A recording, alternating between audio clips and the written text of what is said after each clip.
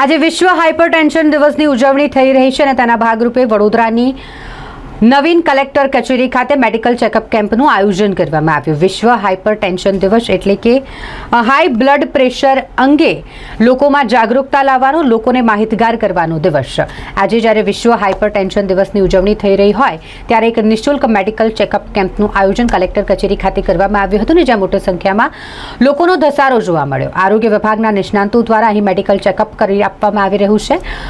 Blood pressure તપાસીને યોગ્ય સલાહ જે અહીં આવતા લોકો છે તેમને આપવામાં આવી। આ દરમિયાન સંકલિત બેઠકમાં ઉપસ્થિત થવા માટે પહોંચેલા ધારાસભ્ય અને સાંસદ દ્વારા પણ આ નિઃશુલ્ક મેડિકલ ચેકઅપ કેમ્પનો મુલાકાત લેવામાં આવી અને તેઓએ પણ પોતાના બ્લડ પ્રેશર ચેક કરાવ્યા।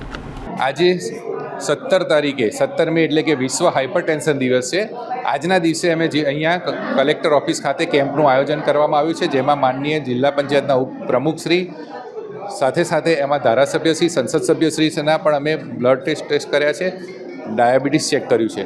આ વિશ્વ હાઇપરટેન્શનના દિવસની ઉજવણી અમે સતત 1 મહિના સુધી કરવાના છે, જેની અંદર વિવિધ આરોગ્ય પ્રવૃત્તિ કરવાના છે, કેમ્પિંગ કરવાના છે અને આ કેમ્પ છે કે આજે જેમ અહીંયા કલેક્ટર ઓફિસમાં કર્યો એમ અમે છેક ગામડા સુધી લઈ જવાના છે અને એની અંદર 30 વર્ષથી જેટલા ઉપરના લોકો છે એ 30 વર્ષથી ઉપરના તમામ લોકોની અંદર ડાયાબિટીસ હાઇપરટેન્શન ચેક કરવાના છે।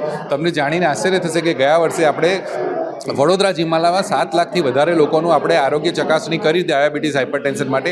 એમાં 78,000થી વધુ નવા દર્દીઓ આપણને મળ્યા છે હાઇપરટેન્શનના અને 48,000થી વધુ દર્દીઓ આપણને મળ્યા છે ડાયાબિટીસના।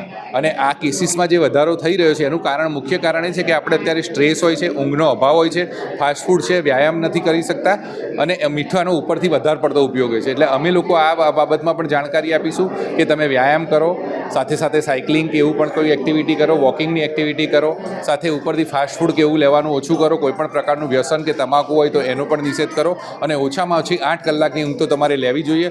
અને જો તમે 30 વર્ષથી ઉપરની વ્યક્તિ છો તો તમારે નિયમિત રીતે હાઇપરટેન્શન અને ડાયાબિટીસ ત્યાં નજીકના આરોગ્ય સંસ્થાનમાં જઈને મપાવવું જોઈએ।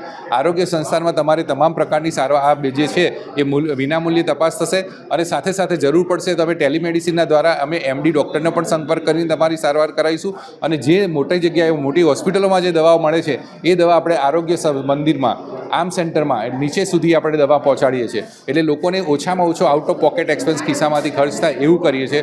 તો આપના માધ્યમથી એક અપીલ કરીએ છીએ કે આપણે 30 વર્ષથી વધુ ઉંમરની વ્યક્તિ છો તો નજીકના આરોગ્ય સંસ્થાનમાં અથવા આપણા ત્યાં જ્યારે કેમ્પ આવે ત્યારે આ રીતે બ્લડ ટેસ્ટ અને હાઇપરટેન્શન માટે તપાસ કરાવો।